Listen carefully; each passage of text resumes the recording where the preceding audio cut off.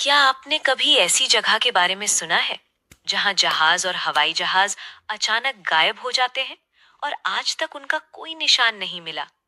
ये कोई कहानी नहीं, बल्कि एक असली जगह है, डेविल सी। ये रहस्यमयी क्षेत्र जापान के पास पैसिफिक ओशन में स्थित है और इसे दुनिया के सबसे खतरनाक समुद्री क्षेत्रों में गिना जाता है। 1950 के दशक में जापान के मछुआरों ने शिकायत करनी शुरू की कि उनके जहाज एक खास इलाके में जाकर अचानक गायब हो रहे हैं।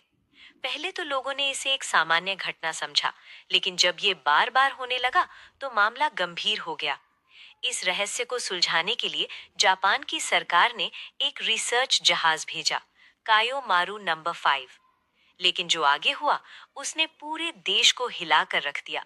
वो रिसर्च जहाज भी समुद्र में अचानक गायब हो गया और उसके साथ मौजूद सभी लोग भी। न कोई एसओएस सिग्नल, न कोई मलबा, बस एकदम से सब कुछ खत्म। इस घटना के बाद इस इलाके को डेविल सी कहा जाने लगा। कुछ समय बाद जापान सरकार ने इस क्षेत्र को खतरनाक घोषित कर दिया और यहाँ जाने से मना कर दिया। लेकिन असली सवाल ये है कि आखिर यहाँ ऐसा क्या होता है। कुछ वैज्ञानिक मानते हैं कि इस क्षेत्र में समुद्र के नीचे ज्वालामुखी सक्रिय हैं।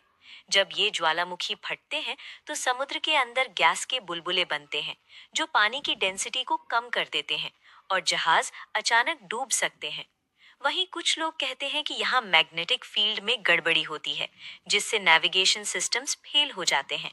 लेकिन सबसे रहस्यमयी बात यह है कि कई पायलट्स ने दावा किया है कि इस क्षेत्र के ऊपर उड़ते समय उनके इंस्ट्रूमेंट्स अचानक बंद हो गए, और कुछ ने तो ये भी कहा कि उन्होंने आसमान में अजीब रोशनी देखी।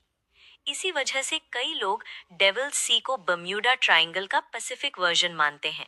लेकिन आज तक कोई भी इस रहस्य को पूरी तरह समझ नहीं पाया।